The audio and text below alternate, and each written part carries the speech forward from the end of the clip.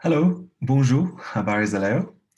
My name is Paul Curry. I am the manager of the Urban Systems Unit at ICLEI Africa, and it is my absolute pleasure to welcome you to the first event of the African City Food Month campaign that's running throughout July, entitled the African City Food Exchange Part 1. What have we learnt from the UNFSS Independent Food Dialogues process in 16 African cities? And this event is really about offering a moment to reflect and take stock on a number of the themes that have been emerging from quite a number of deep dialogues and multi-stakeholder processes taking place in African cities towards the UN Food System Summit taking place later this year. So we're very happy that you're joining us and hope that you'll pose some questions and some own reflections into the chat as we proceed. In terms of webinar etiquette, this is a reminder that the webinar is being recorded, and by participating, you're consenting to be recorded. And this way we can make it available for people who are interested but not able to join us at this moment. Please do pose questions in the Q&A and in the chat, and we'll try to draw these attention to our panelists for their inputs. So African City Food Month is running through July, and it is a campaign designed to draw attention to the actions and resources for transforming urban food systems into more sustainable and equitable systems. We are partnering with the African Center for Cities, Ricolto, RUAF, the Milan Urban Food Policy Pact, and the South African Urban Food and Farming Trust. The agenda for today is a two-phased discussion. After I've said my welcome, we'll contextualize the multiple dialogues that have been conducted and look at some of the initial outcomes. And then we'll have another panel, which will be of the ICLEI Africa Food team to reflect on the themes that have emerged in 12 dialogues. Our speakers or intervenants today include Jiwan Lee, Senior Officer of the Global Projects team at ICLEI Global, the Honorable Mayor Davis Momfupe from Dodoma City Council, and Harold Lema, the Senior Agribusiness Advisor at Ricolto East Africa. We'll then have our panel of four ICLEI Africa officers in our food team, and we're excited to see what their reflections are of the process. So the main aim, again, of what we've called the 2021 African City Food Exchange has been about trying to elevate the voices of African cities towards the UN Food System Summit. And we've done this with the support of the FAO and are part of many dialogues that have been moving towards the September Food System Summit. So phase one has been engagements in these cities, Accra, Antananarivo, Arusha, Cape Town, Dodoma, Entebbe, Kigali, Kisumu, Nairobi, Kilimani, Rulindo, Tamale, and Tunis. And we still have deeper engagements in 3 Senegalese cities, as well as in Lilongwe, Malawi. Phase 2 is trying to share some of the outcomes and offer learnings more broadly to the cities that have participated in individual dialogues, as well as to other cities interested in food systems. The pre-Food System Summit will happen later this month in late July, and in September will be the UN Food System Summit. We at ICLEI want to keep the momentum going. African City Food Month is an annual campaign to draw attention to what cities are doing to improve their food systems. So we invite you to share resources, images of food, activities, images of the food infrastructure in your cities, as well as your views on how food systems need to change or be improved. And you can do this using the hashtag African City Food Month on any social media platform. So before we dive into our speakers, I think it's useful just to get on the same page about some of the entry points that we've used in engaging cities about food systems. And I know that some of the links that are being put into chat will draw your attention to some of the resources that were developed as part of last year's African City Food Month, such as the infographics I'm sharing here, which are really useful and really insightful. Particularly the 6 webinars that were run last year really helped to contextualize food systems, how climate and food connect, circular economy and food, business opportunities, inclusivity, and of course, food nutrition. So we have three key entry points which we use to share perspectives on food systems. The first is literally following the food along the supply or the food value chain. So we can move from production through transport and aggregation, processing, markets and distribution, consumption, and resource and waste recovery. And the idea here is we can actually look at where our food is coming from and find intervention points in the system to that can improve the whole system's function. We can also look at what our desired outcomes of a sustainable food system might be. In 2020, the high-level panel of experts added two new pillars to how we can understand food security. Traditionally, we looked at availability of food in the city. Are people able to access it? Is there good utilization, meaning can people derive good nutritional value from the food? And are these three aspects stable over time? And of course, we are now in a global pandemic, which is really testing the stability of our food systems and our food supply systems. But importantly, the high-level panel of experts added agency. Are people able to effectively shape the food system in which they're participating? Are they offered choices and able to express their own desires and needs, their own cultures with regards to the food system? And then sustainability was put more directly as an important consideration. How are we thinking about the long-term sustainability, the environmental interactions of our food system into the future? What I think will be of great use in the conversation that will emerge going forward is looking at integrated urban food policy and governance. And we found this very useful to explain why we need wider teams in cities to participate in food dialogues and wider groups of stakeholders beyond the people interested in agriculture or food to participate in these dialogues, because so many aspects of urbanization and urban design affect the food system. So looking at where we produce food, looking at how we ensure food safety, how food contributes to the local economy, what type of waste management processes we have in place, looking at how climate change is going to affect future food availability, as well as how our food processes affect the environment, looking at public health, particularly through nutrition, how are our food environments assuring food access, and that's very much connected to how we plan our cities. So with that, I'm very happy to invite my colleague Jiwon Lee to present some of the global dialogue processes and what the initial outcomes have been.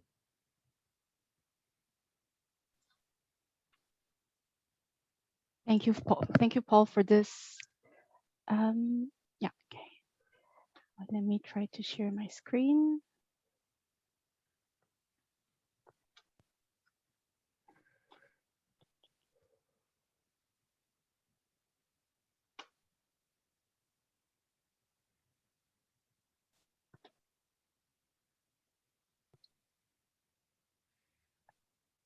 Are you able to see the full screen of my presentation? Yes, please proceed. Okay, thank you. Hi, everyone. My name is Jiwon Lee. I'm the Senior Officer of the Global Projects team at the Etiquette World Secretariat. I'm also serving as the Principal Support for the Etiquette Global Food Program. And I'm very happy to be here at the African City Food Month to present the initial outcomes of the multi-stakeholder dialogues that we conducted in 26 cities. From a global perspective, we can call year 2021. Do you want to go into slideshow mode? Okay.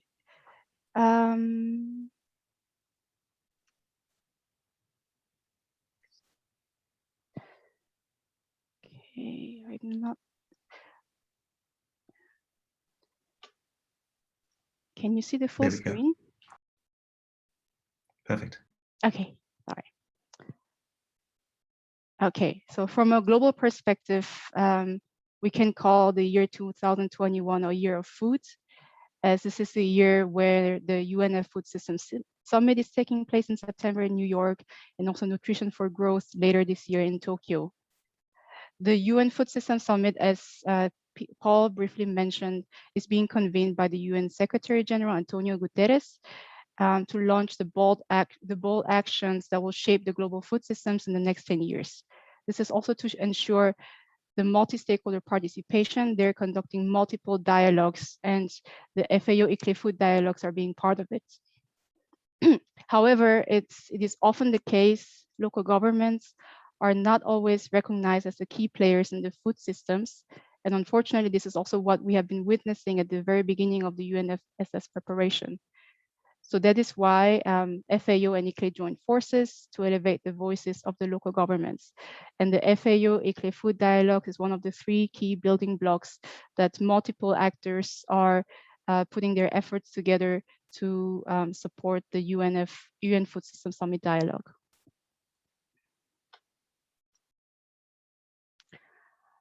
So the purpose of the FAO ICLE Food Dialogues are to highlight the role of the local governments, and also to generate discussions, action, commitments that would turn into actionable messages that would be given to the UNF Food System Summit.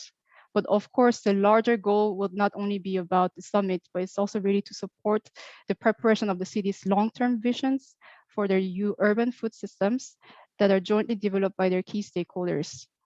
So therefore, the dialogues were being designed in a way to bring in the different type of stakeholders in the local government, and also bring in some of the cases, we also were able to bring different local governments in the same countries.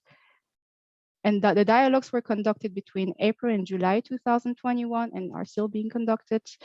And there are 2 main different structures that we have been tested, which are the in-depth multi-stakeholder engagements and also exploratory multi-stakeholder engagements, depending on where the cities are and depending on the thematic priorities that the cities want to focus on. The duration of each of the dialogue ranged from 2 to 4 hours, and the number of participants were also ranging from the 30 people to more than 100 participants.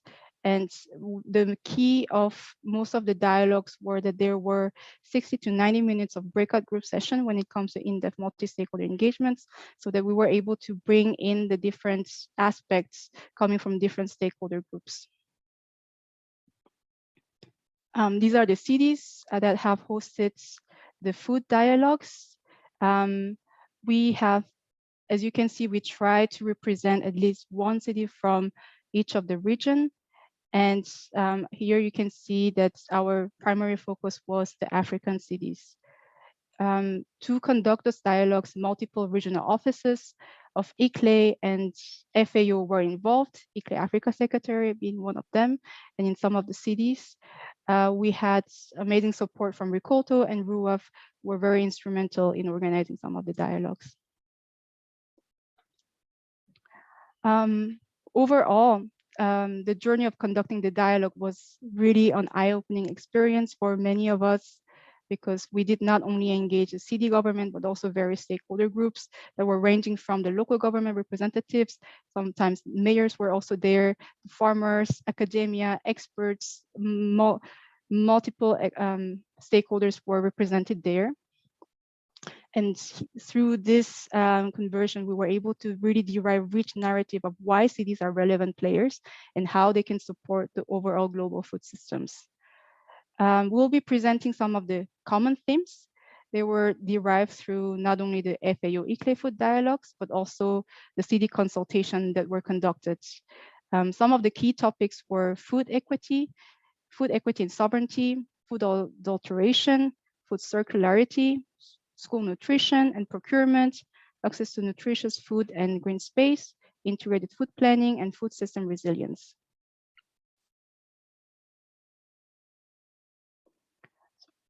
Equity and inclusion is really a cross-cutting theme for many local governments when it comes to food planning.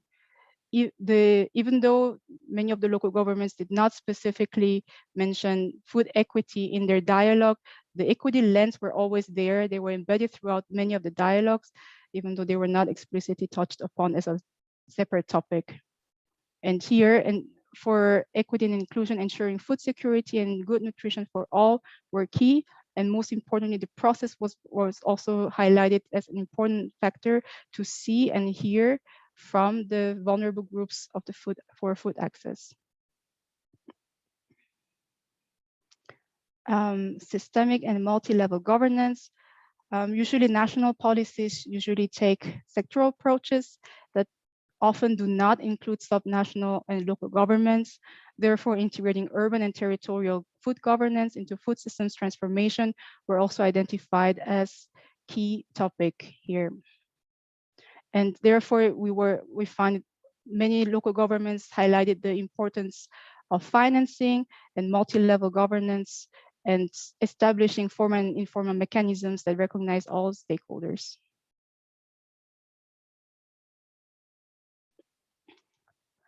Food is a cross-cutting theme, and some of the cities have standalone food policy team, and some actually have food as integrated part of different departments. Overall, striving for cross-departmental systemic collaboration on food and food strategies were also identified as one of the key topics and key action points for many local governments, and ensuring internal collaboration, not only within the local governments, but different stakeholder groups, especially through food policy councils or different cross-department committees were also found important. School nutrition and procurement. The pandemic demonstrated that there were no substitutes in place for school food when schools were forced to be closed. School food can help address food poverty, malnutrition, obesity, while promoting education and good learning outcomes. Healthy food environments. Healthy food environment requires promoting access to nutritious, safe, and culturally relevant foods. One of the examples that I can give here is from Dhaka, Bangladesh. The city has declared that they're going to combat food adulteration in markets through capacity building activities and providing incentives, and through different solutions. Food waste. Globally, a third of the foods that are produced globally is being lost or wasted. And in some of our dialogues, one of our local governments said that at least up to 57% of their production are being wasted before it arrived to urban consumption. And for also food security reason, there is a strong need for reducing food waste, and this could be done through storage, cooling, and composting.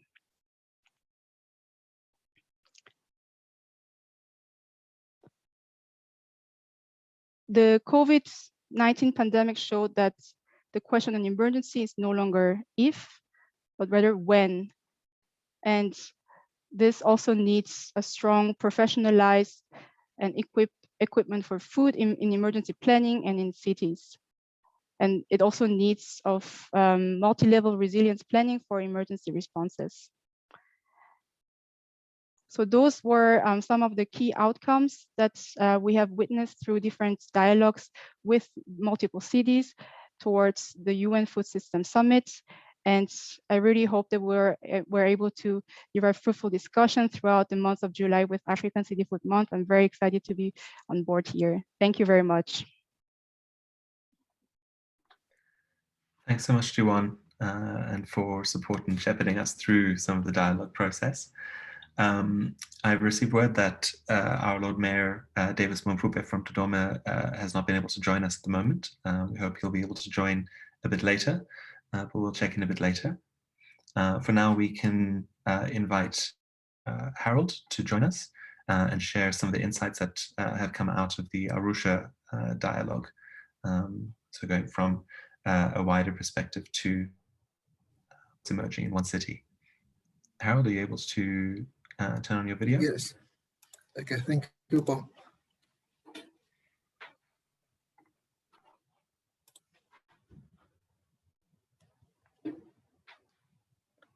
Hello, all. Can you hear me, Paul? Hi.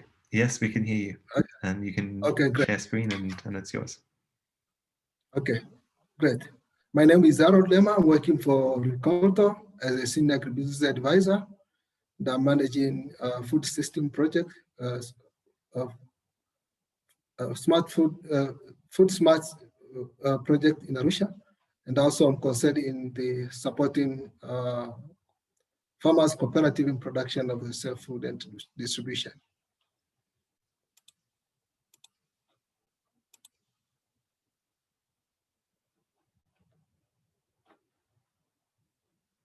Yeah, I'm sharing the screen now.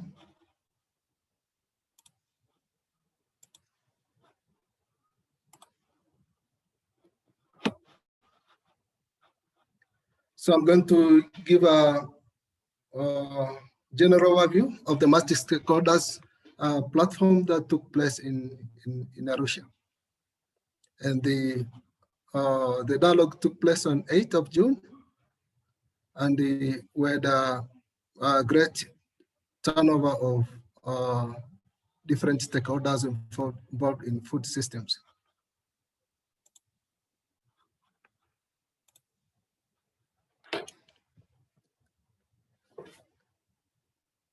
Yeah, so from the main challenges, I'm going to pass you through from on few challenges that was identified during the dialogue.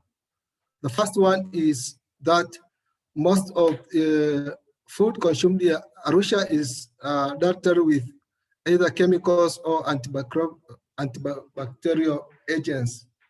This food is mainly horticultural crops. And it was found that 57% of fresh fruits and vegetables had pathogenic bacteria, while 35% of fresh vegetables at pesticide level, which is above standard. And why this? The cause was the quality water, and this was both during production and also when the produce arrived at the market. And the second reason was extensive uses or misuse of agrochemicals or antimicrobial agencies. And also the manure and even the human feces also was the source of causing this challenge. And then what are the consequences then? The consequences that was realized is that more people are vulnerable to unsafe and the unlikely nutritious food. And then what are the recommendations? One of the recommendations that was to identify a champion to advocate for food system.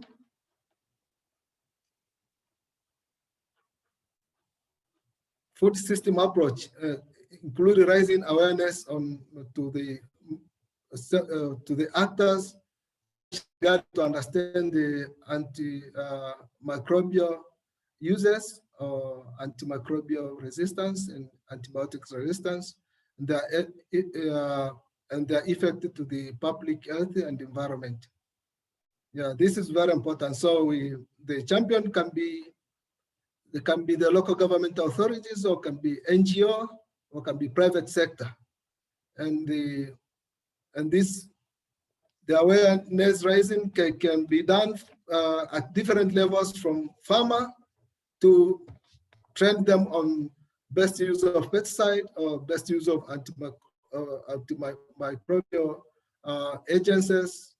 And also food industries, the processors, the SME, small and medium processors, also, they need to be trained on how to ensure that to reduce the contamination. And also it can be, also the training can be done to the market vendors or the roadside vendors. Then the second recommendation was to strengthen awareness creation and education delivery at all levels, to empower consumer on the knowledge and turn them to the game changer. This we found is very important, because then if the consumers are aware of safe food or unsafe food which can be supplied in the market or any other food channel, then they can demand for the quality produce. Example, they can demand for a product with less pesticide, for example, call it organic, or product which is produced in standard operating procedures. Another recommendation was to holistic assessment and diagnosis of challenges, gather data, review policy institutions, and then to kind of organize one health approach for effective control of antimicrobial resistance and pesticides. This we find that we can include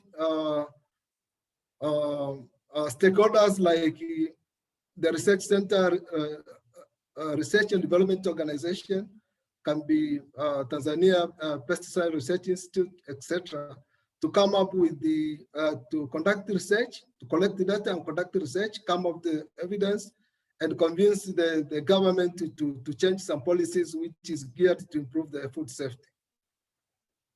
Another recommendation was to create multi-stakeholder platform for action and joint vision about sustainable food supply.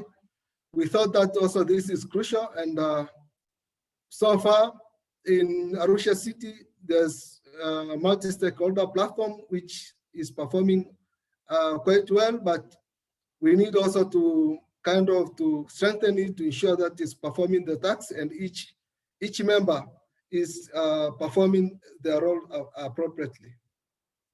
And another recommendation was to strengthen institutional capacity that is for long-term government and continuity for food system. This institution can be the research institution, can like, for example, like Tanzania Research Institute, can be Tanzania Pesticide Research Institute as well, and can be even LGA, local government authorities, to reinforce the policies which are there related to the food systems. Another recommendation was to empower small-scale farmers in the urban area with technology and finances. As much as these farmers are the one who are producing the foods or managing the foods at the lower level or primary level, so they need to be empowered in terms of understanding how to produce the food and the issue of logistics, how to transport it to the town, and also, of course, if we give them with the finance in order to adopt the good agricultural practices, which will ensure that the food is supplied and transported well to the market. Another recommendation was continue to review and monitor policies governing consumption of safe and nutritious food. This is also to be the role of stakeholders platform to ensure that they work together to ensure that the policies, they are geared to ensure that there is safe and nutritious food. And then another recommendation was to strengthen local government mechanism and urban to improve food environment. This is very important to ensure that there is like the markets, the rural, the urban market, well functioning, that they are provided with all infrastructures that will ensure that the food is safe. This one can be the storage, proper storage, or cooling facilities, etc. And then the last recommendation was to improve the efficiency of food system through technology development, e.g. agro-food friendly transportation system. We found that there is the dialogue found that there was a big challenge of logistics of transporting the foods from the rural to the city market. So you find it is possible that the food is safe, yes, it's nutritious at farm gate, but the mode of transportation, you find that the mode of transportation can cause some contamination to the food.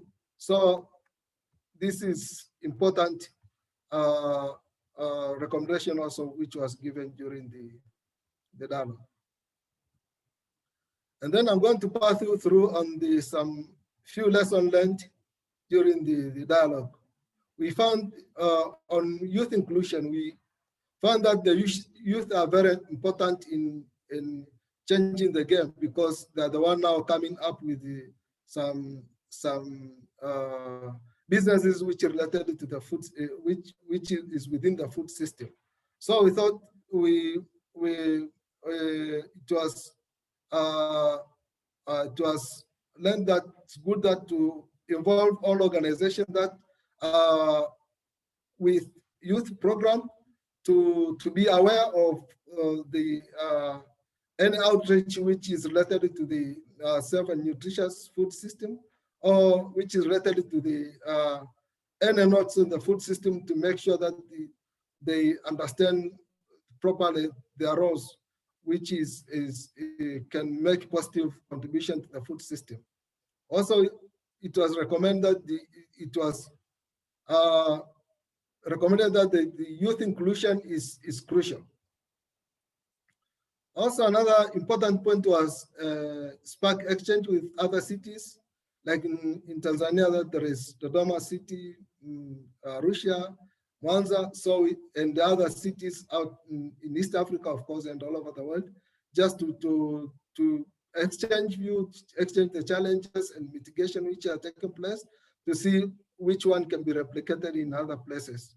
Of course, importantly, the mayor from Dodoma, executive mayor from Dodoma, also attended the meeting. Also, there was another MP who attended the meeting. So that was very, very positive sign to the mayor, for example, the mayor in Arusha.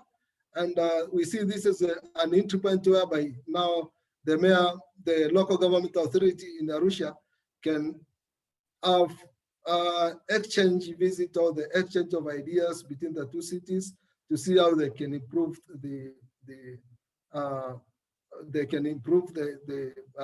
different nodes of the food systems. And another lesson learned was the engagement of the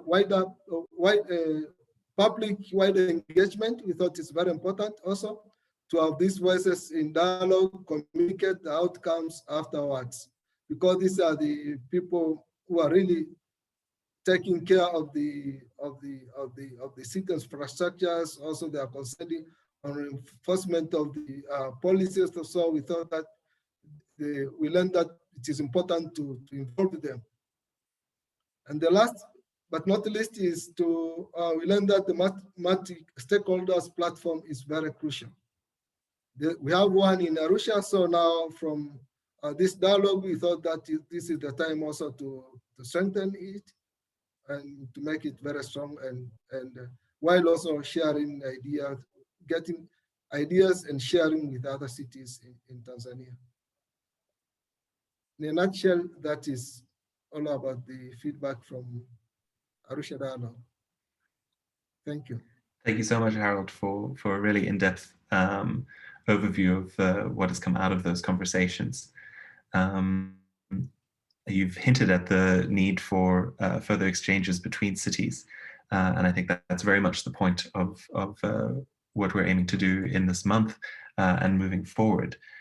So we noted that this is part one of the African City Food Exchange, where we're sharing some of the reflections with wider organizations and people. But next week, on July 13th, is part two, where we wish to draw together cities who've been participating in dialogues and beyond to share some of the lessons from their food systems. So I like the way you framed that as sharing lessons from other food systems to inform your own. I wondered one will join with your camera on as well. I must confess I'm a bit disappointed our mayor from Dodoma hasn't been able to join us, because I know he'd have some very similar reflections about some of the political maneuvers you have to do to encourage and support food system actions. Sorry, Harold, you can keep your video on. Joins me a few questions that have come in from chat, and we can have a conversation for a little bit on this. To start with, just a reminder to people joining us here, please direct your questions to panelists and attendees. I've seen a number of introductions come in just to panelists, but it's nice if other people can see who all are on the call. But questions come in for Harold from Kimbawa Richard.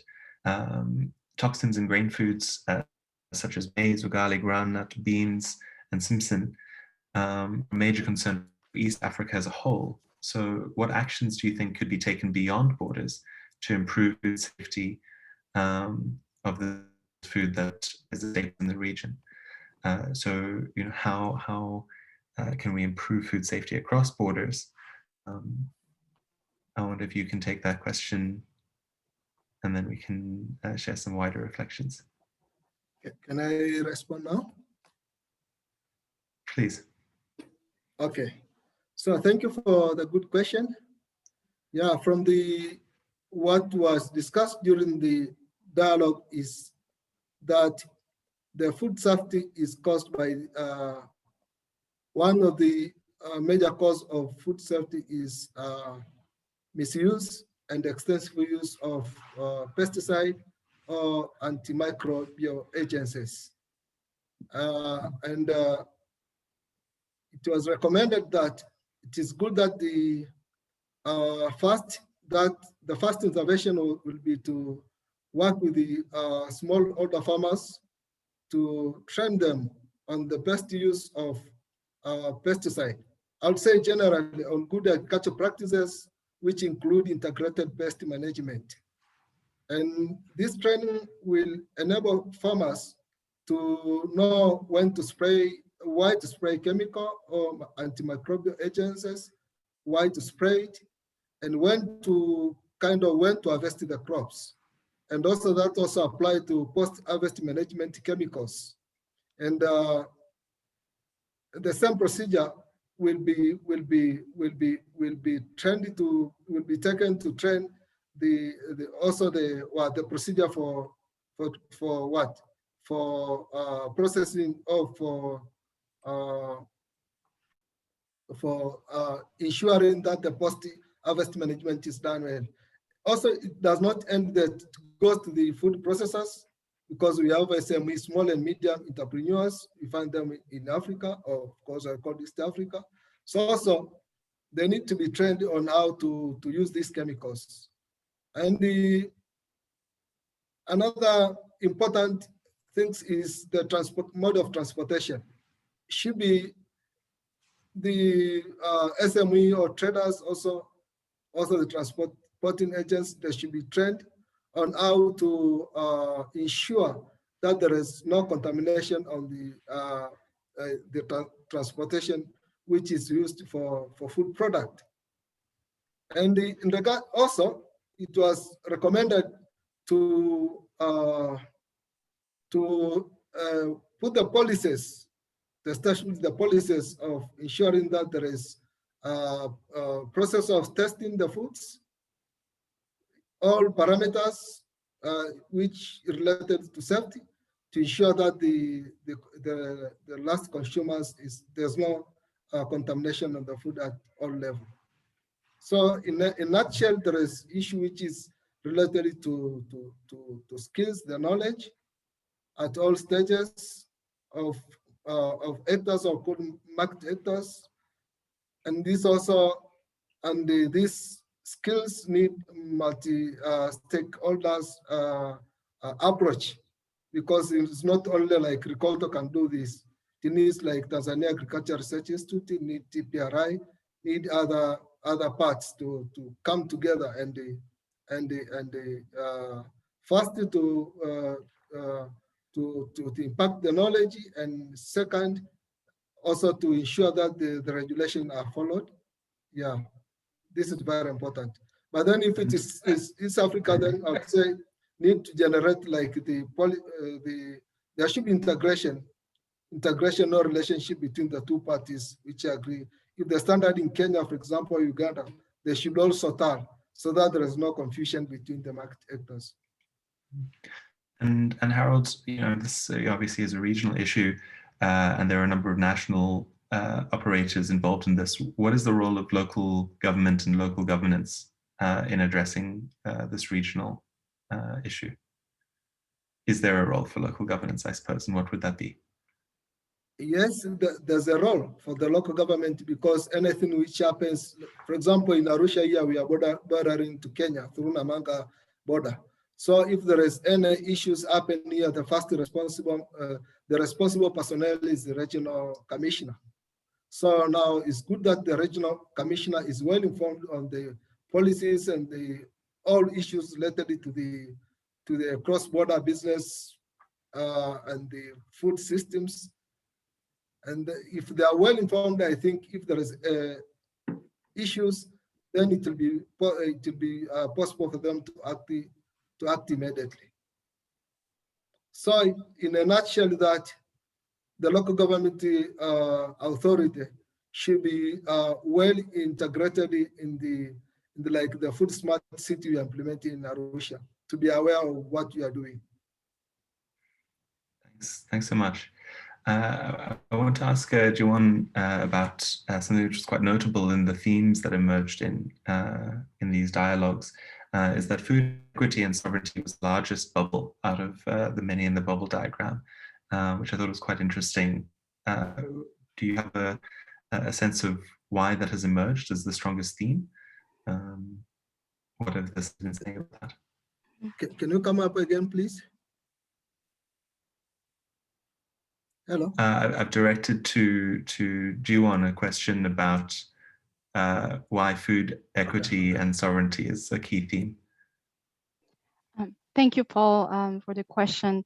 Yes, what we often saw is that many of the local governments who did not specifically mention food equity or inclusion have actually touched upon this topic, and this food equity lens was actually embedded throughout the different topics. And this is why I can give you some examples from Copenhagen and Dhaka.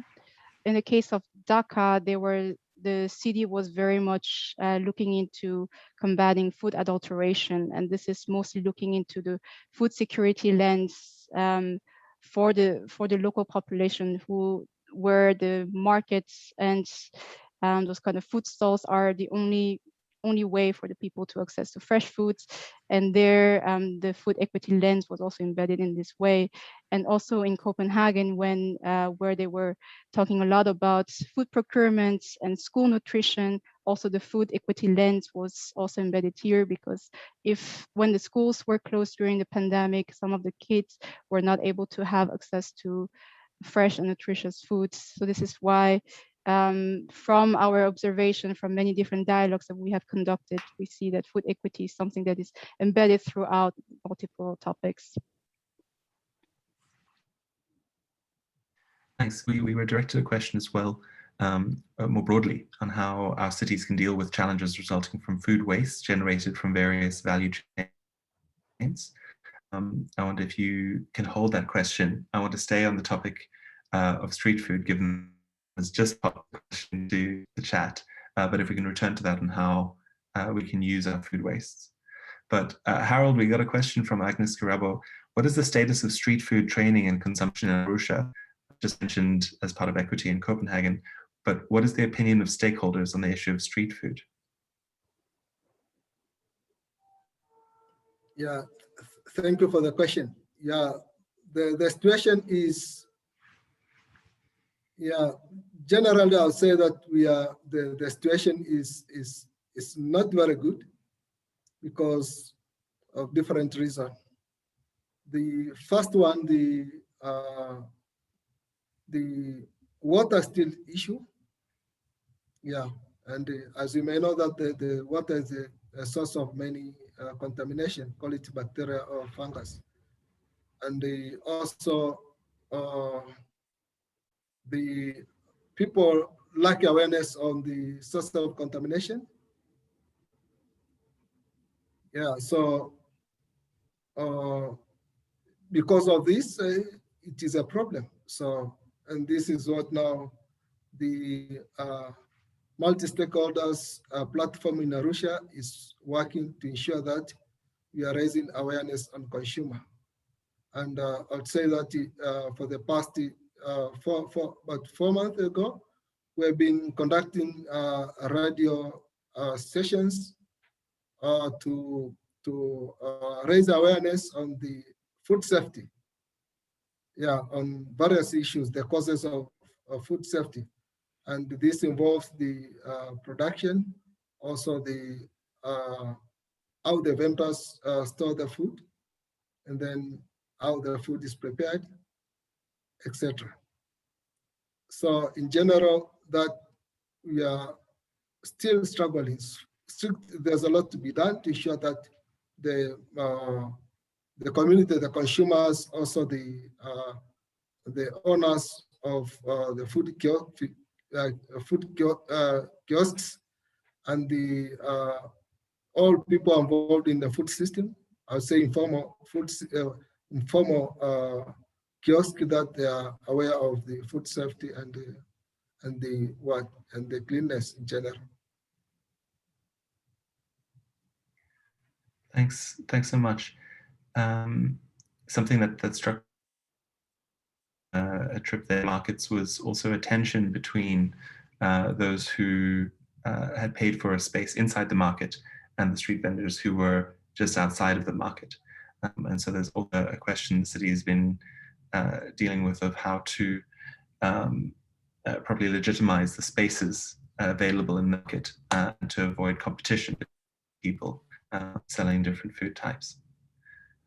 I see Mwampupe has joined us. Mayor, your microphone isn't connected just yet, but hopefully if you can get that connected, we can hear some inputs from you. Juwana, I wonder if you could reflect on how our cities can utilize food wastes generated across the value chain.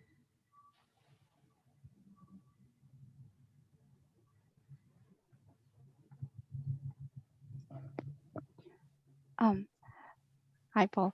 Yes, yeah, I think there are multiple ways. I think there are multiple initiatives. Also, what we see also in Europe, that many of the organizations are using digital platforms to share the foods waste that are right before they're being gone off. They're being shared with the consumers, and also there's also strong movement from the consumer side not to discriminate the foods, the vegetables, just because of their shape. So I think there are multiple effects that we could harvest from the different organizations.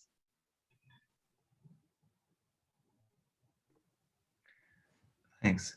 And a final thought from Harold on the multi-stakeholder platform. What has your experience been in developing this platform? What have the challenges been, and how is the platform still coming together consistently? Yeah, I'd say that I'd say that the platform is performing well. And why? Because other members are joining the platforms. And the most important thing is that there's committee, like the production for logistic committee, production committee, food safety committee, distribution committee. So all these committees are working together to ensure that they are attaining the similar goal. And anyway, if I have time, I would share the screen to can I share the screen, please? Go ahead. Okay.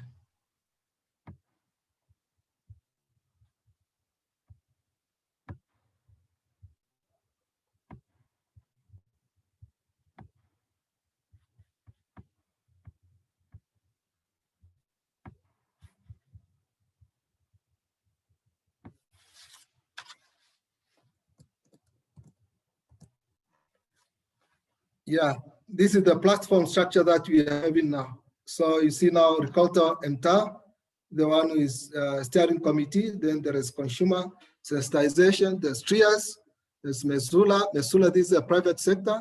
Then there's IDP, this is non-governmental organization, TRIAS non-governmental organization. And yeah, and then you see that there's a self-production. There's also, you see there is a private sector, also there is also NGO, and then there is youth incubator. This is championed by Ricoto and our food generation project. You see also there is a private sector, also there is a NGO. And then there is logistic and city planning. You find that there is a government, local government authorities, there is private sector, also there is NGO. Then there is a food safety standards. You find there is LGA, this TPRI, Tanzania Pest Research Institute. There is a NGO, you see, and also there is a private sector. And also you see there is participatory guarantee system. Yeah, we have Green Set. Yeah, there is Movikio. That's a Movikio is a farmer organization. Then there's NGO to NGO, so there is a private sector. So in a nutshell, that you see all this committee, it involves different stakeholders who are playing the different roles. Just to mention a very interesting story now, there is a private on the food safety standard. We have one company called the Chance. No, on the logistic and city planning, we have one company called Chance. Have just joined the committee, and now what they have established a company in Arusha of recycling the organic waste from the market. Yeah, and they are producing the protein from flies, from the larva flies larva. And this is going to, they've just started, but there's a very bright future that they are going to create employment to youth. And of course, at the same time, they are going to clean the market because it's going to be a business. It's going to engage young people, young boys and girls who are going to collect the organic waste from the market and sell to them. And then they can make use of it. They sell the animal feed material, and then the remaining substances is also a very good organic fertilizer, which can be sold to the farmers. So all in all, I can say that the platform is going well. There is a challenge, but we are geared to solve them and move forward. Thank you. Thanks so much. It's great to see the different committees in. I look forward to seeing what happens as the city engages further with the existing platform. At this moment, I'd like to invite Lord Mayor Mangfupe from Dodoma to join us and share reflections on the dialogue. Or Council is planning to shape the food system moving forward. Mayor, are you with us?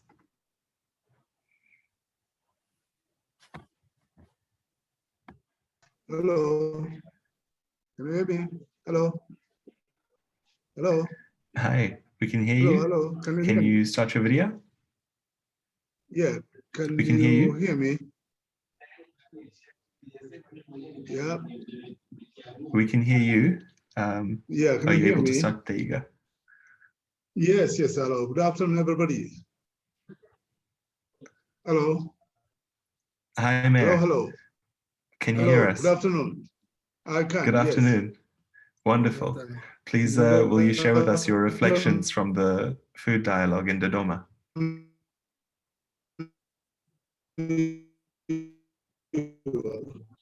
Very good.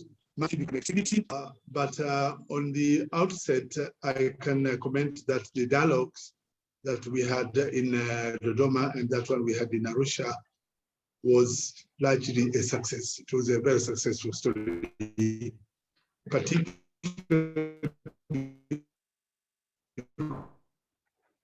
because, hello? Please proceed. Okay, particularly because that forum managed to to get a wide range of people, of participants, of groups, which are engaged in urban food systems. That was very good because we had a very, very wide range of these people that we had met in both Arusha and Dodoma. And if I can go straight to what I'll have to mention, indeed, my first remark is that we cannot go with the normal speed in meeting the 17 development goals, that's for sure. There's no way we can achieve them if we go by the normal speed, particularly because in urban areas, there has been plenty of evidence to suggest that there is a rapid population growth, which the current food system supplies cannot cope with. So in my view, I very much concur with the Secretary General that the food systems that we have in different parts of the world are not sustainable. They are not sustainable. But again, given the centrality of food,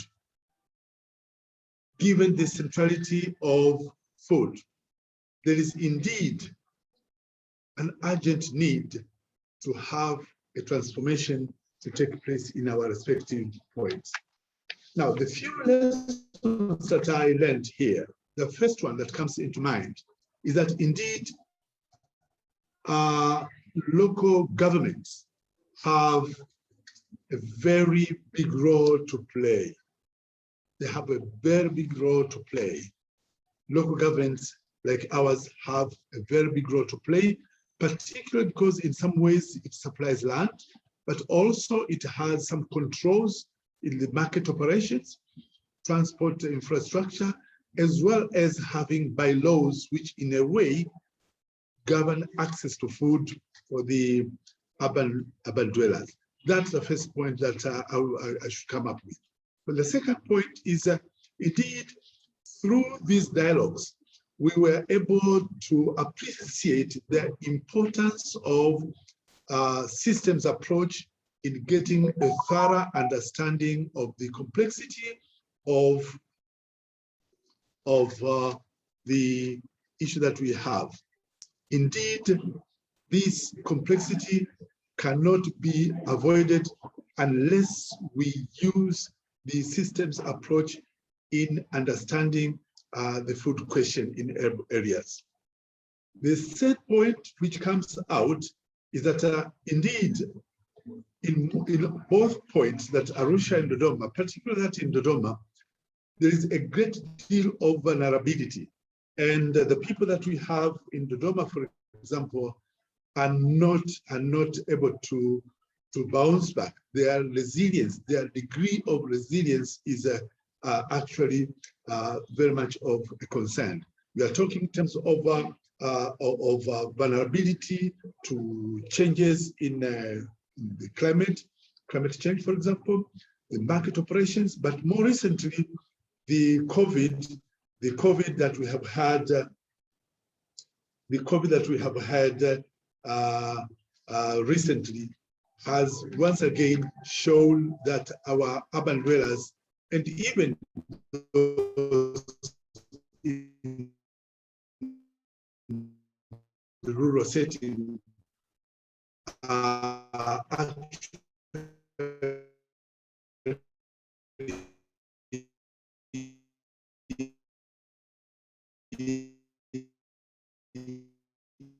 very, but to have a wide knowledge base is there for us to tap it. But again here, and surprisingly, there is a bit of a mismatch between what the local people have, local with inverted commas, the farmers with their rich knowledge base on one hand, and the agricultural experts on the other. There is a kind of mismatch, so that the dialogues, both in Arusha and Dodoma, were kind of dominated by people trying to complain that we are not getting the required knowledge, we are not getting the convenience in terms of supply of antibiotics, for example, example.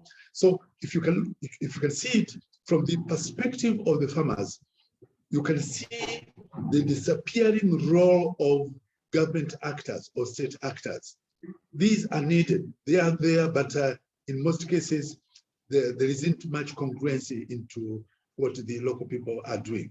But the other point, which I find it very interesting, is that transformation is not a matter of choice, but a necessity. If we have to speed up the attainment of the 17 development goals, transformation of our urban systems, complex as they are, and sustainable as they are, we cannot have a choice whether to transform them or not. It's not a matter of choice, but it's a matter of necessity.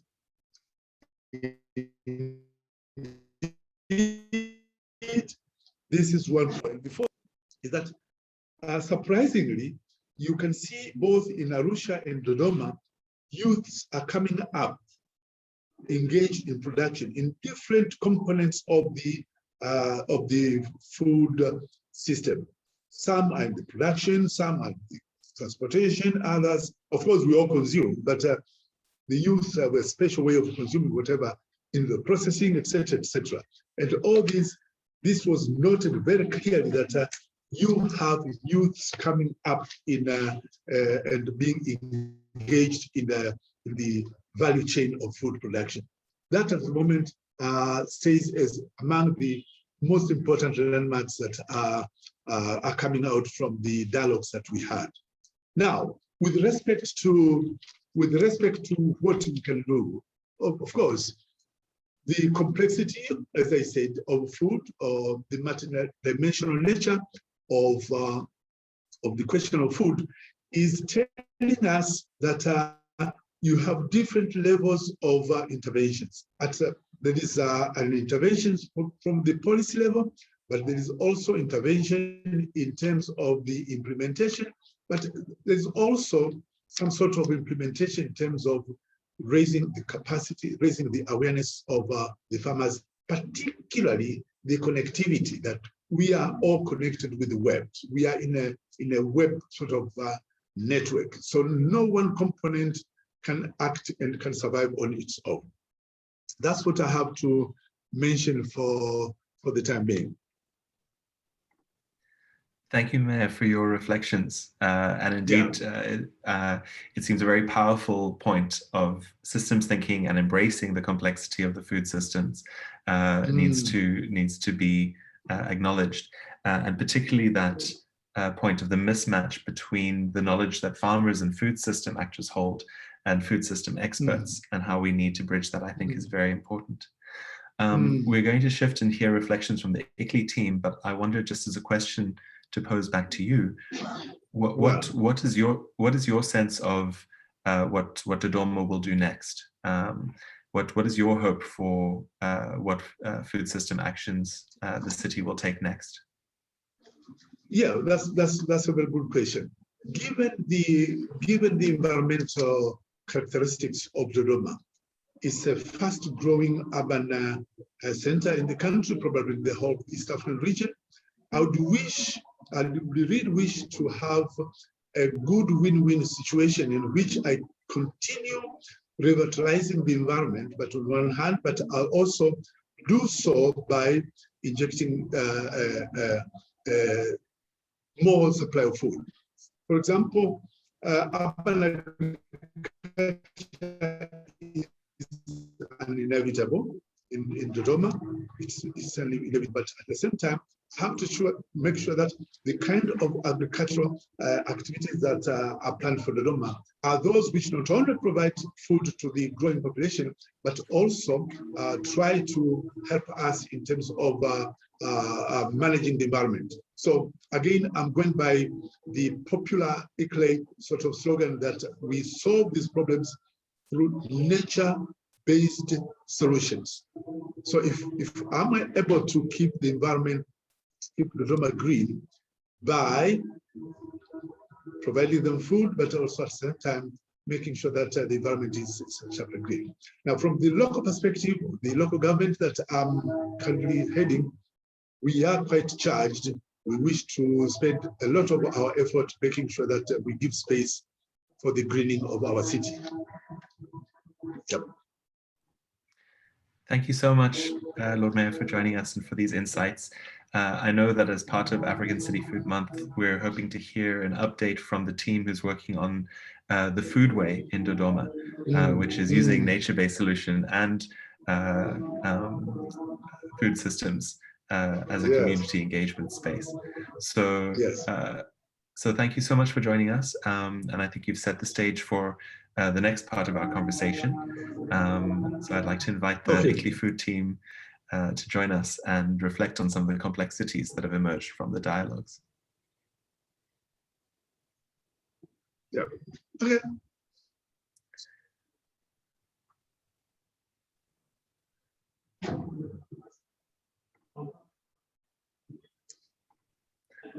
Okay, so joining us, we have Solofina Nakesa, Daniel Arani, Sinetemba Ntetwa, and Ryan Fisher, each of whom have helped to frame the food system dialogues and facilitate them.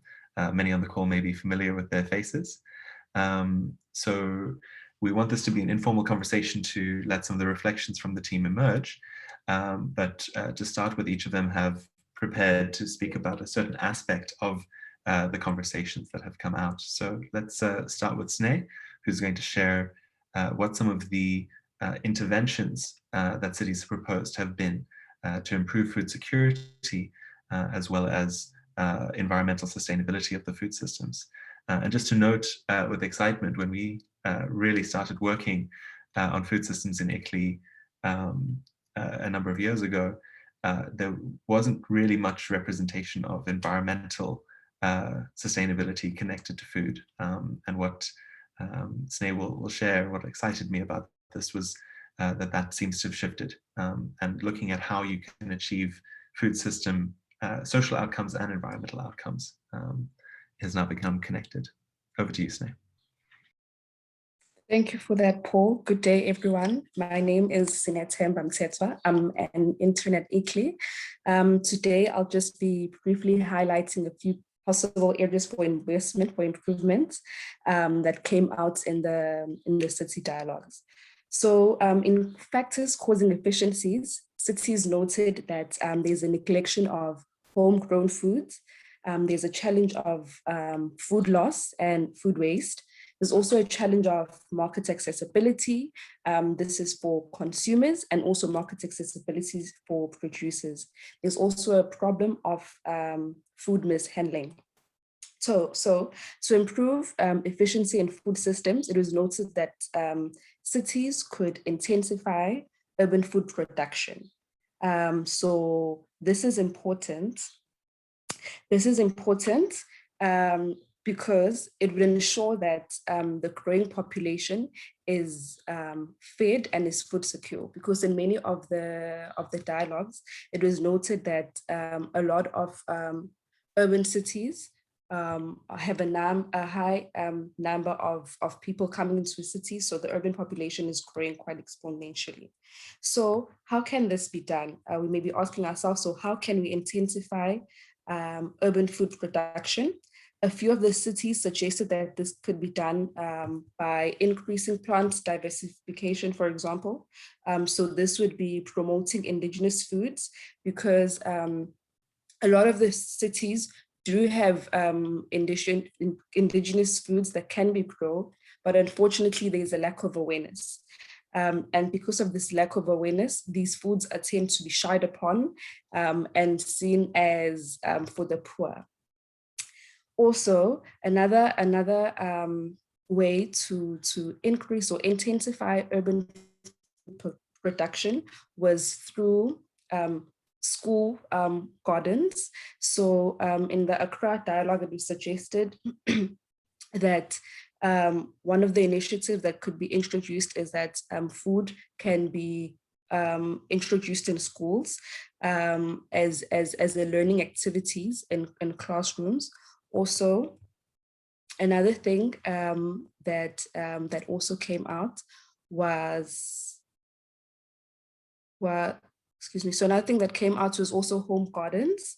as well as city gardens. So also in Accra, they added that one of their long-term goals was to ensure that food security was to establish greenhouse gases to attract the unemployed graduates into the urban agriculture or the urban food production of the city. So still on intensifying urban food production, the benefits of this is that it could potentially improve livelihoods of farmers, as well as improve the economic and social conditions through increasing food security and employment. Also, many cities, as I have said, do have the capacity or the potential to grow their own foods, but unfortunately have limitations such as policies, which Daniel, my colleague, is still going to touch on.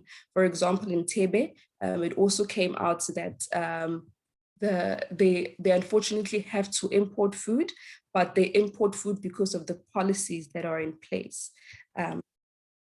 In Kilimane, for example, moving on to another place of investment is infrastructure.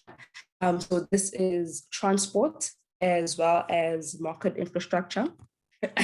So in Kilimani City, for example, it was noted that a lot of the issues is surrounded or is related to post-harvest loss challenges, as well as food mishandling. So this is a result of poor market infrastructure.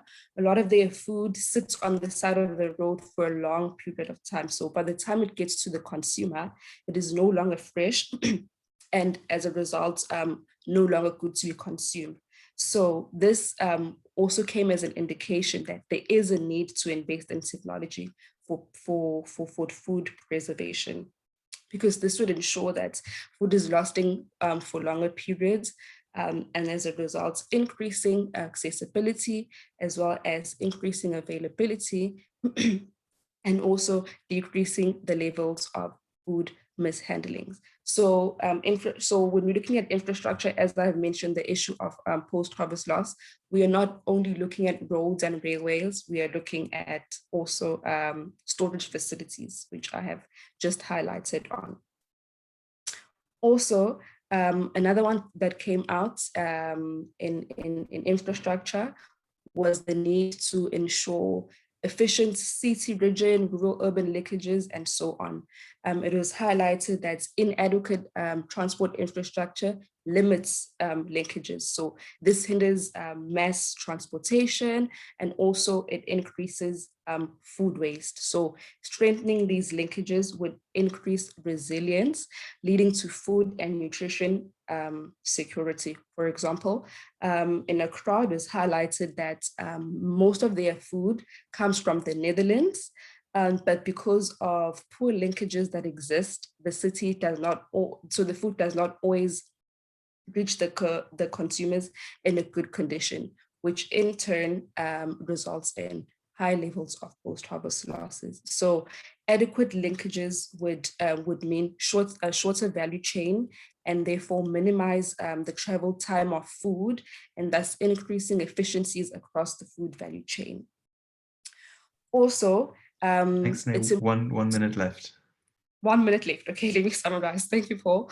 Also, it's important to not forget about the informal traders when we're looking at market infrastructure.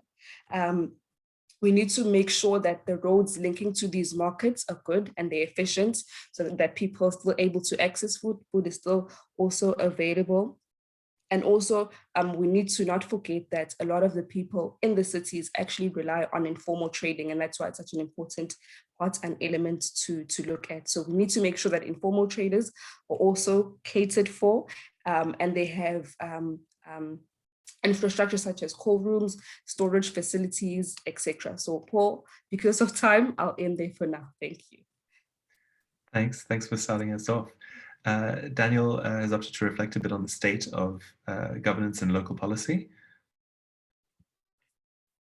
Thank you so much, Paul, for that. And it's a pleasure to reflect on the dialogue. So essentially, in terms of policy, what came out strongly was the fact that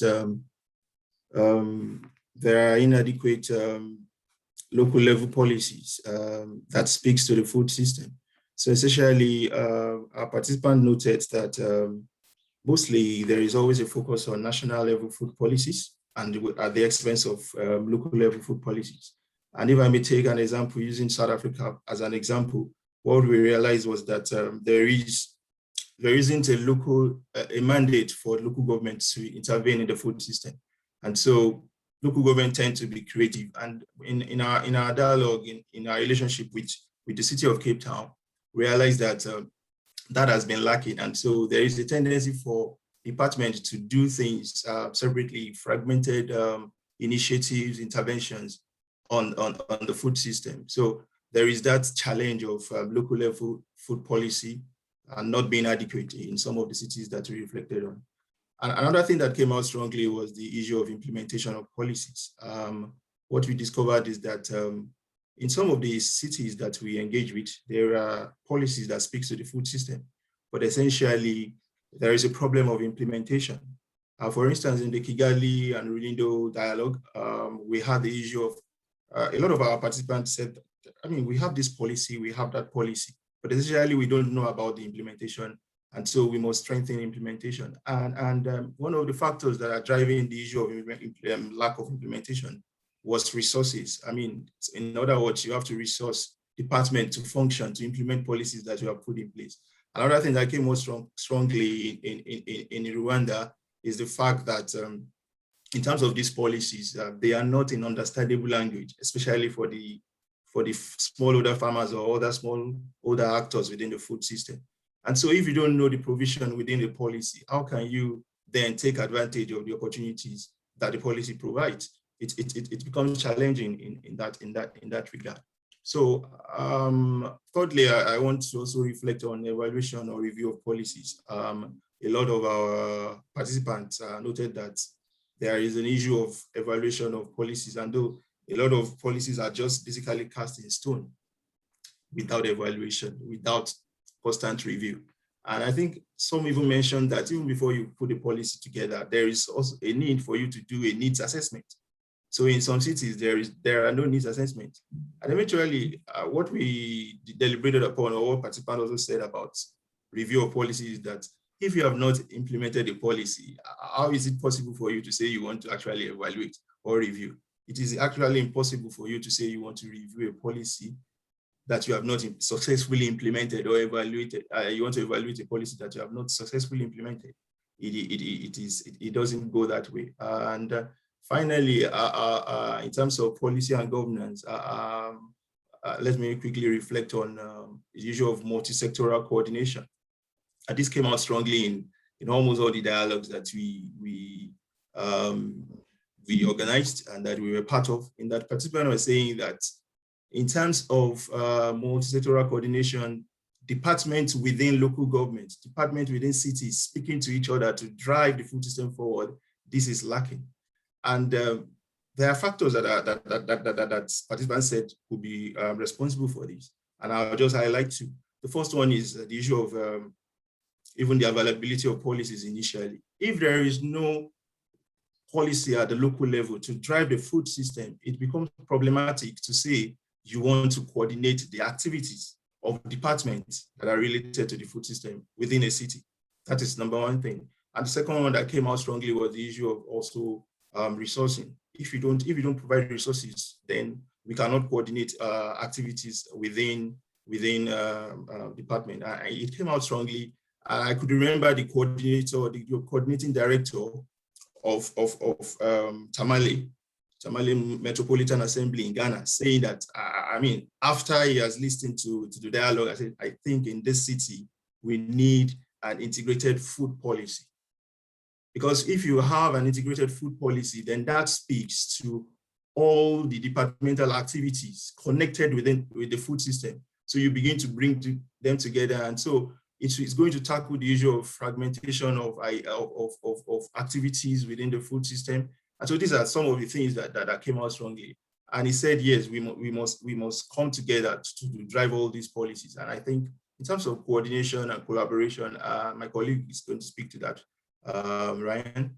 So I think those are just my own viewpoint about about policy and governance from the dialogue process.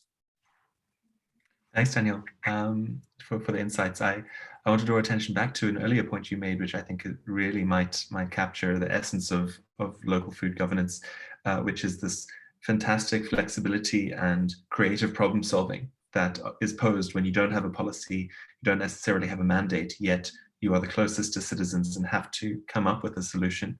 And I think we've seen a lot of this, and there's been a lot of reflection about this because of the COVID-19 pandemic, which has forced cities to engage food systems in wasn't necessarily mainstream before.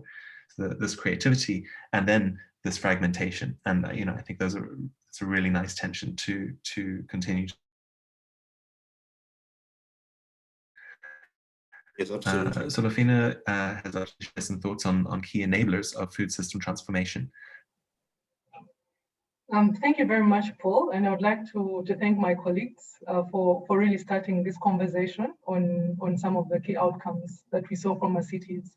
And I think I just want to build on what Sine has started saying around the dominance of informal actors along the food value chain in most of the cities that we interacted with. And this is from Entebbe to Nairobi to Kisumu to even Cape Town, is that there's really a huge role that informal actors are playing in moving food within the city or in contributing to the food value chain at different points. But then when it comes to factors that, when it comes to incentivizing different actors, you find that most of these are ignored or they're not fully considered when trying to drive change.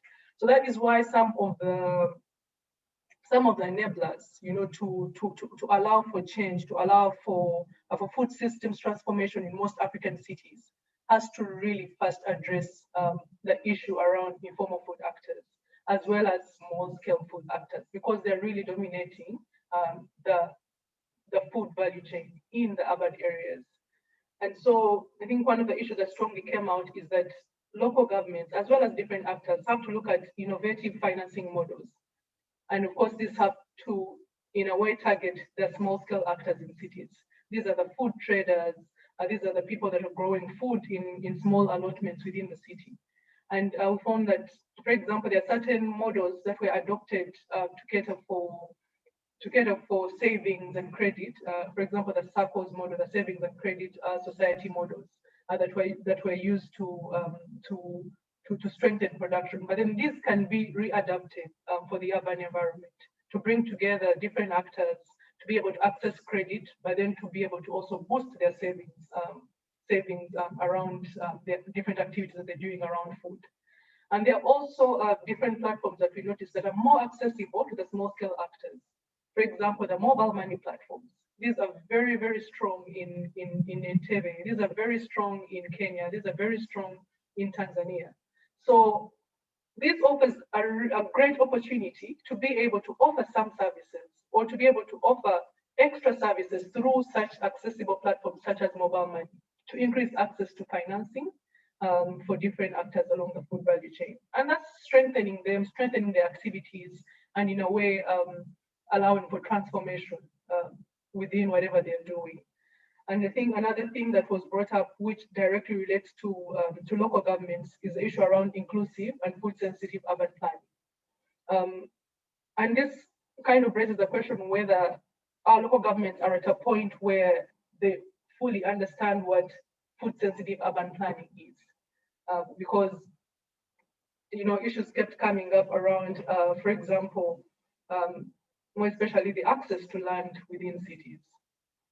And also access to resources. I think in Entebbe, the main issue that came out is that people cannot access the lake, and the lake resources. So really, how can food-sensitive urban planning be carried out to ensure that different actors across the food value chain are able to participate by access to resources that can enable them be a part of the food system? And this is land, through infrastructure, access to land, access to infrastructure, as well as other urban forms that drive the food system.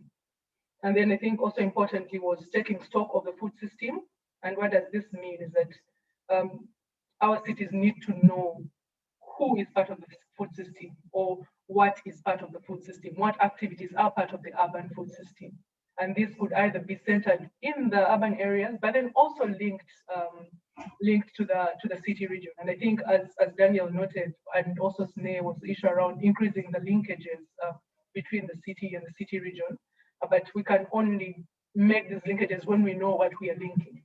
So, and this can be supported through taking stock of the food system, understanding who are the key actors, who are the key actors across the food value chain, and then what are the different activities and what are the linkages between these activities. So this is a beginning point to start policy, to start engagement on who needs support and what is the priority. And I think one other thing that ran throughout our dialogues is the issue of capacity, and we're calling upon different stakeholders that how can we capacitate cities, how can we capacitate different stakeholders. I think this came ringing out like there's need for capacity, and capacity in languages that are understood by different actors across the food value chain. So there's need to capacitate policymakers, there's need to capacitate producers, manufacturers, consumers as well, on what kind of food is healthy. So I think these were some of the key enablers for the transformation of urban food systems that we noted in cities. And I'll hand back to you, Paul. Thanks, Solofina.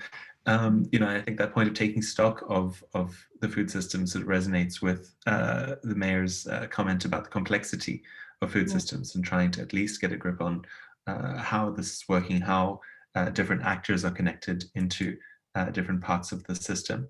And I think the point on access to finance has become something that is so strongly emerging and really has a huge impact on whether someone's business, what they're mainly concerned with, not the whole system, but whether someone's business can grow because they, might need better cash flow or things like that, or be able to invest in further infrastructure or material.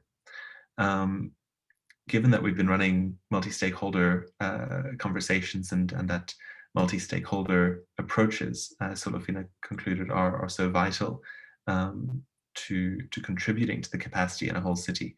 Ryan opted to reflect a bit on partnership and stakeholder approach and how those are taking shape in some of the cities. Thanks, Paul, and thanks everyone. Paul, just an indication if you guys are able to hear me. Yes, please proceed. Great. Yeah, thanks everyone. Also, our mayor, thanks for joining us and sharing your reflections.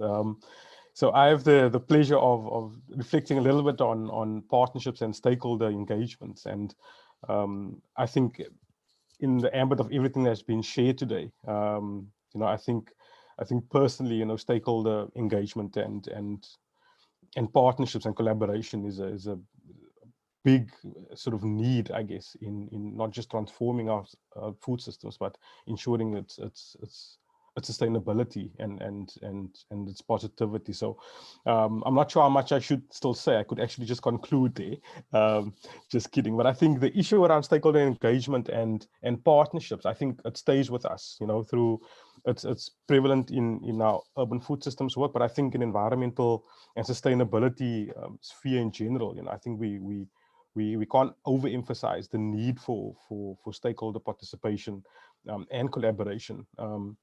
And it really came to the fore a couple of years ago when we had our city-to-city food systems forum in Durban, where stakeholder engagement and partnerships was identified as the key priority and perhaps low-hanging fruit that cities can really sort of look to enhance within their local context to ensure that they're not alone in this fight. So I think I thought I'd just reflect on that the sort of theme around engagement and participation is big and it's massive and it's important for various reasons. And I think it came out in many of the discussions on why this is important. And I think just some of the reflections are, cities as institutions face enormous limitations in terms of human and resource capacity, data and information, technical expertise. So there's really room there for parties outside of the city government, for example, to play a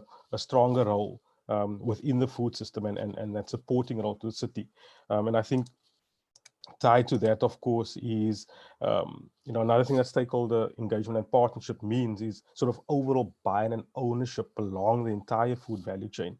And that's quite important to have, of course, that shared vision between the city and its stakeholders and its partners, and affect things like, mindset change where there's a need. And of course, that continuous education and awareness component as well. That's so critically important. And I think particularly in the African continent is the issue around accountability. So I think if there's partners and stakeholders involved, in addition to the city, there's that sort of two-way street in terms of not finger pointing, but if the city works with a wider partnership to improve its food system, this sort of sustained accountability goes both ways. And I think that ties quite nicely into the issue and the importance of having clearly defined roles and responsibilities across the food system. So I think, historically, we put a lot of pressure on our government and particularly our cities to do everything and to have the answers to everything. But I think that's perhaps a tad unrealistic to expect, cities as entities to sort of manage the food systems in its entirety. So I think there's definitely room for wider stakeholder involvement and partnership to that effect. And then, of course, the continued growth and improvement of the food system. And again, I think it ties in with my previous point is that cities as entities can't function alone. So there's really that need for collaboration and partnerships. And then we spoke a little bit today about Africa, and I think we hear this a lot. There's good policy, strategy, and plans across our African cities, but the issue around implementation is, of course, a limitation. And I think adequate stakeholder involvement, public participation, partnership, and collaboration could go a long way in terms of bridging that gap between policy and actual implementation. So there was a lot of talk about, of course, the need for collaboration with technical partners through formal and informal systems and channels. I mentioned data collection and research needs, etc.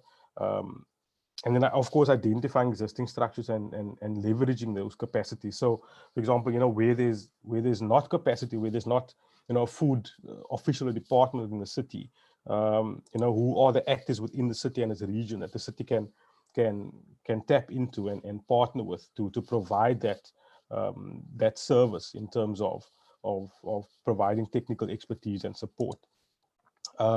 Recognizing the different roles and powers of the different stakeholders. So as I mentioned, cities can play specific, for example, a coordinating role, but there's also your cultural and traditional leaders, your civil society and partnering organizations that also has a key role to play along the value chain.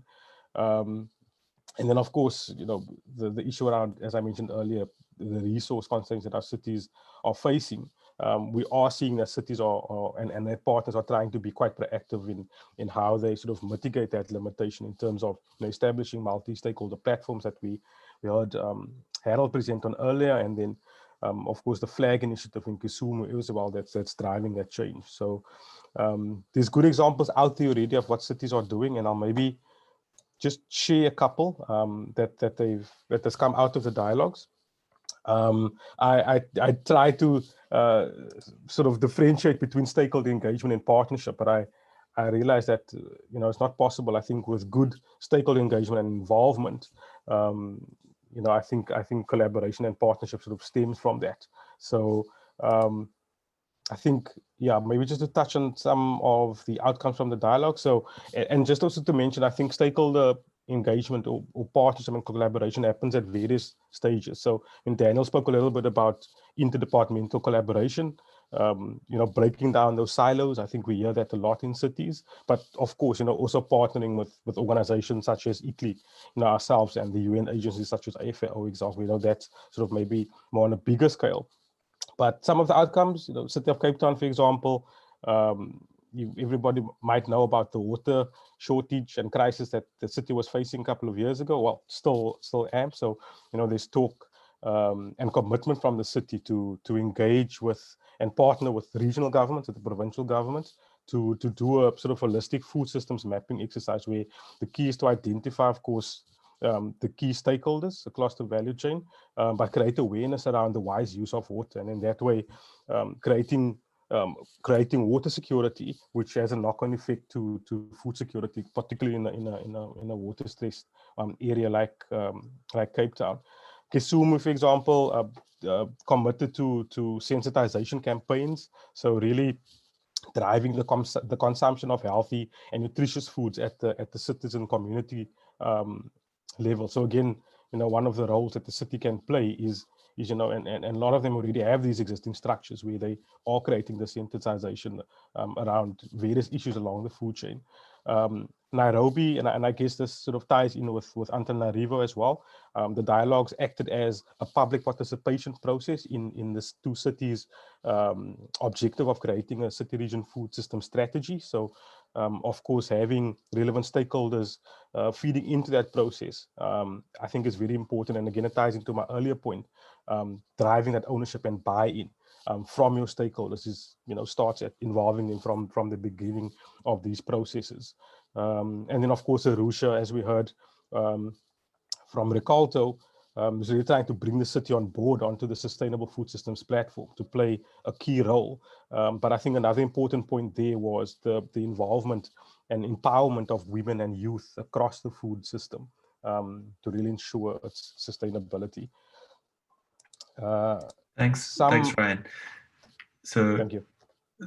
Thanks. That gives us a good space to dive into, and I know some of the engagements we had with Antananarivo in terms of using partnership very much to address capacity needs. So empowering or inviting other stakeholders in who are working on improving food systems and creating that stakeholder network turned into something which became a policy of practice.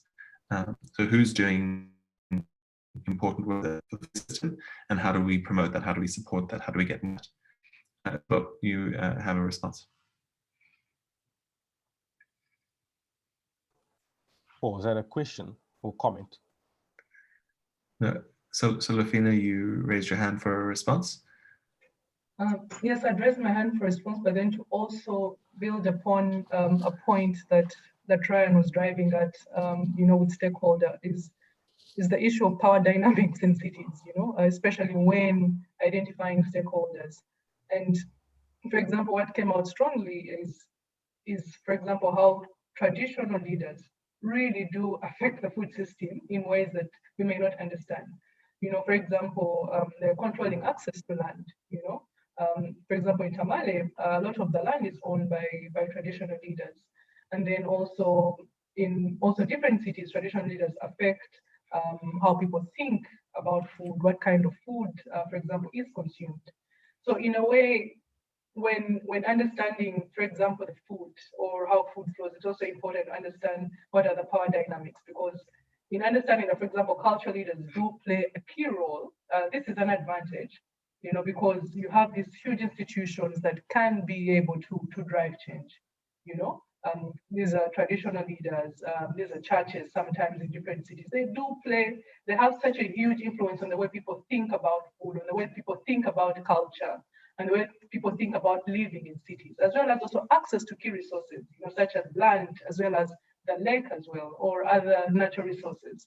So also when thinking about partnerships and who is influencing cities, I think we should also think about some of those key power structures in cities that may not necessarily be formally recognized, but they do play a key role in driving thinking and different systems around food. Absolutely.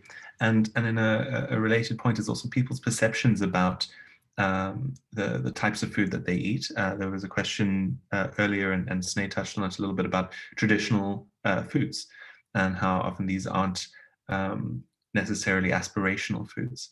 Sneh, I wonder if you could expand a bit more on what some of the discussions were about indigenous foods. I know they emerged in a number of different dialogues. Yes, they did, Paul. So what was said, I know I think it was Kisumu, Sorofina will correct me if I'm wrong, where they did note that there's quite a few indigenous food, and I think there was one of them was like a rice that they eat there.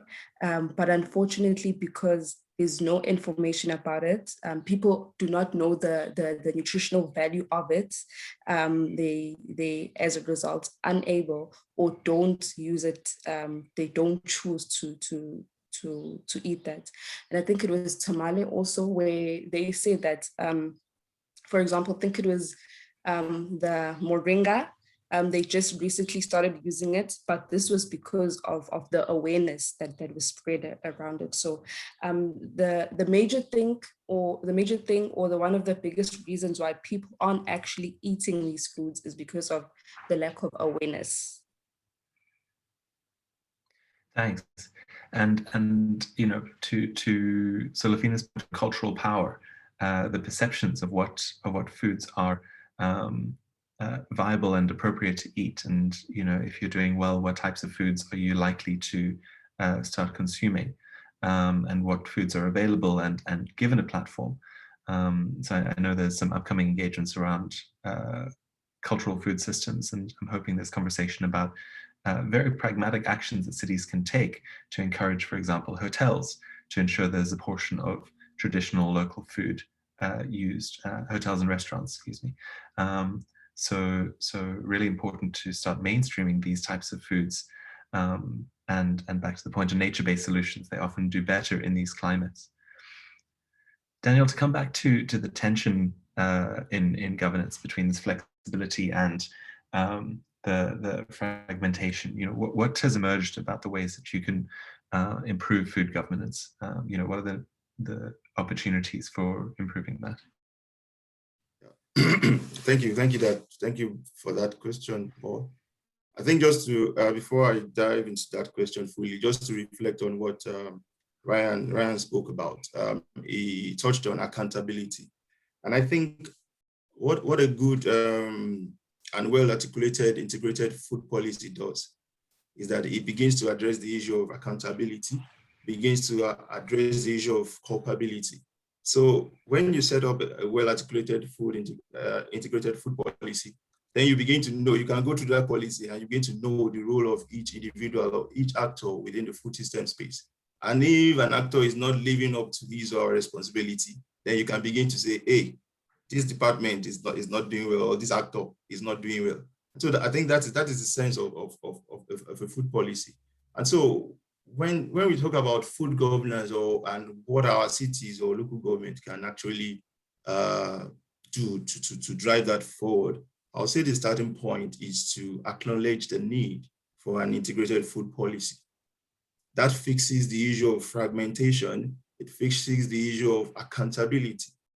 And I think the mayor was alluding to the issue of bylaws that we can use to govern access to nutritious food and all of this, access to nutritious food, and even drive resilience in our food system. So my number one sense is that you must acknowledge that need and try to establish a process that ensures that you have that kind of policy in place at the city level. The second thing is it's what we have been talking about. So if you set up a policy, whether you have a city level policy or you don't have it, then the city also must acknowledge the need for a space or platform for collaboration. So you must emphasize the need. I mean, just like Ryan has said that collaboration is indeed key. I think Solafina also alluded to that. You must be able to, as a city, be able to, whether through a formal process or an informal, when I mean formal process, probably through an establishment of a food council to drive the agenda of the food system forward, or through an informal process, but then with the support of the city. Just like I think we have in Kisumu with the flag steering committee, that they contribute a lot to driving Kisumu's food system forward. And so you must acknowledge that and then work towards ensuring that. I think it came out in the engagement we had with City of Cape Town and the politicians, that the CSOs that we're talking, they were saying, yes, we are doing this, but then we don't think that the government actually know what the CSOs are doing in terms of the working groups that we have set up to intervene in the food system. as a response to the COVID pandemic and all other interventions. So the government does not have this structure set up for them to also collaborate and bring people together and, as it were, facilitate partnership. So I think the city government, the city officials or the government needs to do to address these two things that I've emphasized: policy at the city level and collaboration. I think they are key in driving the food governance agenda forward. A comment has been made, and what's really nice about the comment is it reminds us what our assumptions are. So we're making the assumption of multi-stakeholder participation. And the comment from Herbert says, stakeholders are critical, but often district administrators see NGOs as agents for regime change and infiltration. So, in addition to showing the need for integration, how are we reorienting our leaders on the benefits of coordination and assisting them to see that infrastructure does not affect your way of living, but it's a doorway to development and efficiency. So I think that's a really good comment. So I don't know, Daniel, if you want to add to that, how do you convince government that to rely on stakeholder engagement? I think I can't agree more with the comment. I mean, how can we do that? We need to also begin to look at ways of how we can, or those spaces where we can also bring our leaders, political leaders or whatever, into the ground, into the floor, into the platform that we can open their eyes to see that food system, when we talk about food system, is more than food production. And so it is also more than urban food production. We're talking about issues of access, having a systemic thinking to issues. We need to begin to sensitize even our leaders. And I think it came out in one of the dialogues that it's not only the small actors that we need to sensitize, we need to sensitize our leaders, our political leaders, our city officials also. Bring them to those spaces. And I think we did that with the Cape Town dialogue, where we called our political leaders in Cape Town, the MECO members, and say, hey, this is what is going on in the food system. These are the CSOs that have working groups targeting issues within the food system. What are you doing in your own department that you are overseeing? And we begin to ask them questions, and we begin to open their eyes to see now how to do things or do things differently. I believe those kind of platform or areas of dialogue is very important. I think we are on the right path. Thanks, Daniel. I don't know if anyone from the team has anything to add before I shift tack a teeny bit, because I want to do justice to some of the comments that have come in. Ryan? I was just if I may reiterate Daniel's last point, on sensitizing and capacitating our leaders. It's so important, especially in our context where, if you don't, you run the risk of losing massive momentum in your initiatives, in your projects, in your programs across the food system because of regime change and leadership changes through elections, etc., which we found that ICLEI as the potential to really hinder progress on projects and etc. So yeah, just to reiterate that point, I think very important. Thanks, Ryan. Before we hear a closing word from each of the panelists, there was a question about, do you have examples of effective cooperatives between farmers? I don't know if any cities have shared some of their innovations there. Another question about, how about zero energy cooling technologies? Some comment this is what we need, but it also expensive to implement. Does anyone have a word to add that are leading in those? I think Solofina. For that, I want to add a comment to it. Not exactly answer it, but then also comment is that where we felt a gap was arising, in cities not yet realizing the role that technology can play. And I'm not talking about high tech, but even low tech, for example, the value of the mobile phone, or in assisting, for example, with the coordination that was required around food access during the pandemic. Also low-tech cooling facilities within markets. I think it is not yet becoming so strongly communicated how technology can still play or there's an opportunity for technology to play a key role in improving efficiencies across the food value chain. And I think also emphasizing that we may not necessarily run for the high tech, but also accessible low tech solutions within our cities. And I think importantly, for example, as I noted, issues around mobile money, this is a low tech solution, but extremely very accessible. So, and then also that also opens up opportunity of how can we use the resources around us to empower, for example, market traders to be able to partner with local artisans to build local storage facilities. And this can be capacitated, can be funded by maybe the city initiatives or in partnership with other funders or through cooperatives. So I think the discussion on tech should be much stronger or should strongly come out on how this can be a stronger enabler in transformation of the food system. Yeah, that's my comment.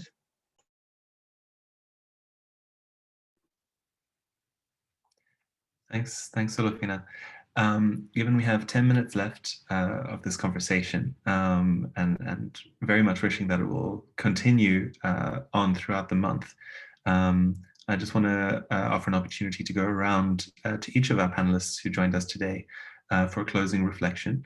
So I'd like to invite Jiwon and Harold and Mayor Mwamfupe to join us, and just to reflect on what you think has been the most valuable thing about the dialogues process, either overall or in your city, and what would you like to see happen next?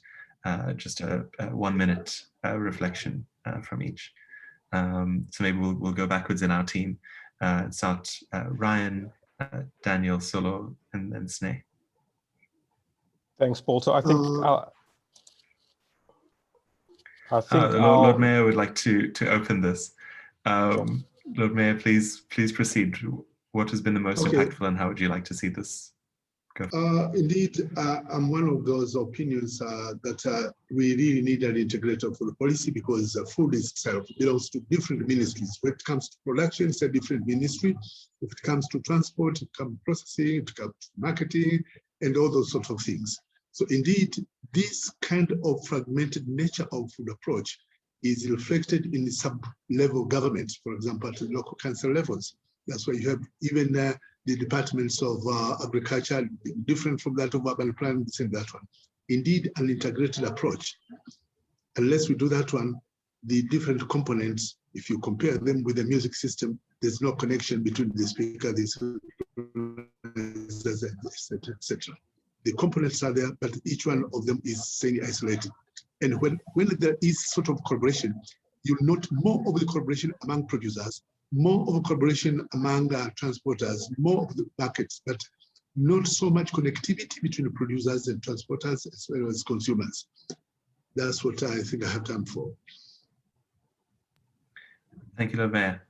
Ryan?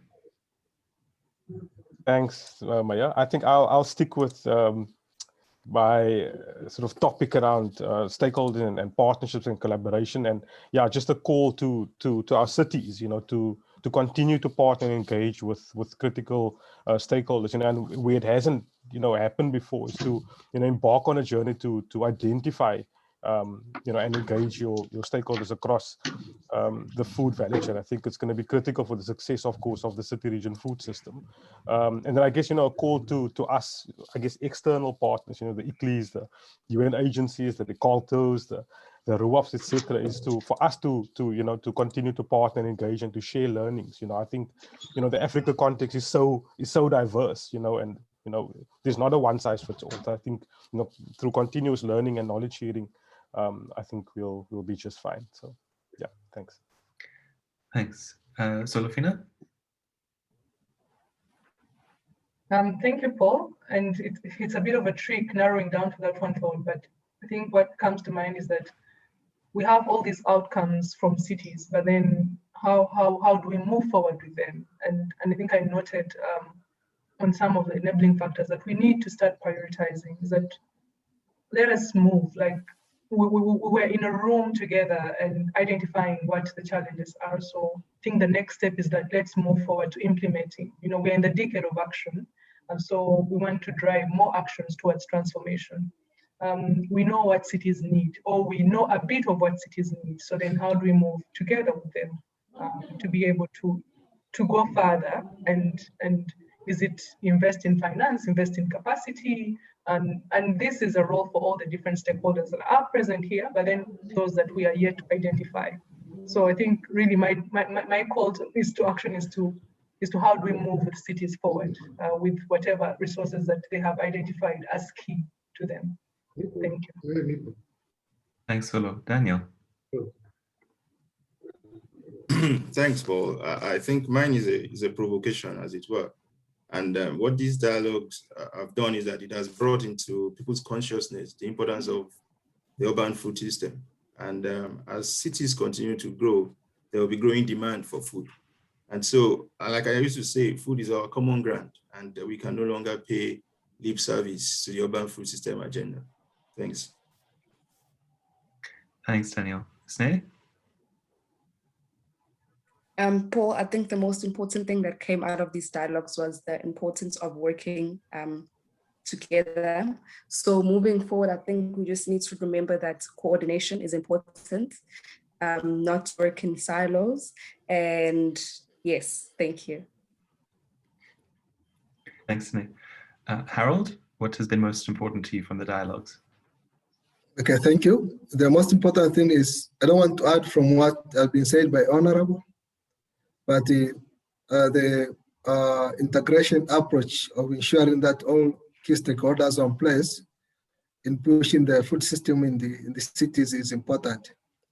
And I'll add on by saying that the local government authority is, I would say, is the most key player to take the sustainable roles of ensuring that the food system is sustainable in a particular city, I would say in Tanzania and Africa.